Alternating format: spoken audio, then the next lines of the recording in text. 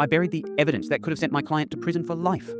That's the truth. And it's the kind of truth that could end my career, strip me of my license, and maybe even land me behind bars. But I did it anyway. Not because I wanted to protect a criminal, not because I was bribed or threatened or seduced by the idea of power.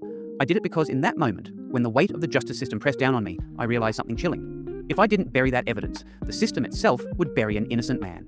His name was Marcus Hale, 28 years old, former Marine, now working construction. He wasn't wealthy, he wasn't influential, and he didn't have anyone in his corner. By the time he walked into my office, the state had already decided who he was. Guilty. The charge? Murder in the first degree. The victim was his ex-girlfriend, Lila Moreno, found strangled in her apartment. No signs of forced entry. Neighbours swore they heard shouting the night she died.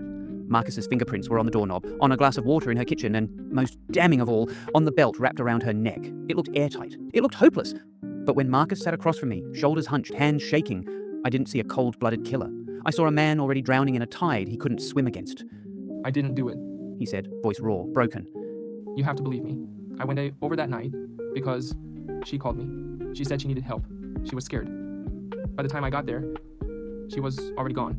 The police claimed otherwise. They said his alibi was weak, his story inconsistent, his grief rehearsed. They wanted to close the file quickly, make the headlines neat.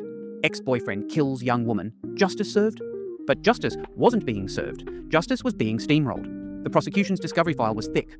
Photos of the crime scene, forensic reports, statements from neighbours who described Marcus as angry and jealous. And then there was the belt, black leather, torn near the buckle. Marcus's fingerprints pressed into the material like scars. That should have been the end of it. That piece alone could sink him. But during my own review of the evidence, something caught my eye. The timestamp on the forensic log didn't line up. The belt had been logged into evidence 2 hours before Marcus was even arrested, which meant one of two things. The police found the belt before Marcus was in custody, and yet, somehow, his prints were already on it. Someone tampered with the evidence log. Either way, it reeked of misconduct. I should have brought it up immediately, filed a motion, called out the discrepancy in open court. That's what a good lawyer does. But here's the problem. I'd been in this courthouse long enough to know how these stories end. You bring up a discrepancy, and suddenly the prosecution corrects it. They amend the report. They claim clerical error. And once they patch the hole, the belt still stands as the crown jewel of their case. I needed more than a hole. I needed leverage. So I buried it, quietly.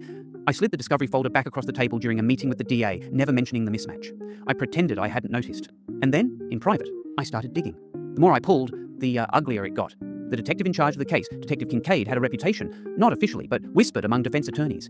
Evidence had a habit of appearing conveniently in his investigations. Witnesses remembered things more clearly after his interviews. Juries trusted him because he looked like every cop on TV. Square jaw, steady voice, good suit. But I found 3 past cases where his evidence handling was questioned. Not enough to overturn verdicts, but enough to leave a stain if you look closely. Click on the link to get the full video down below.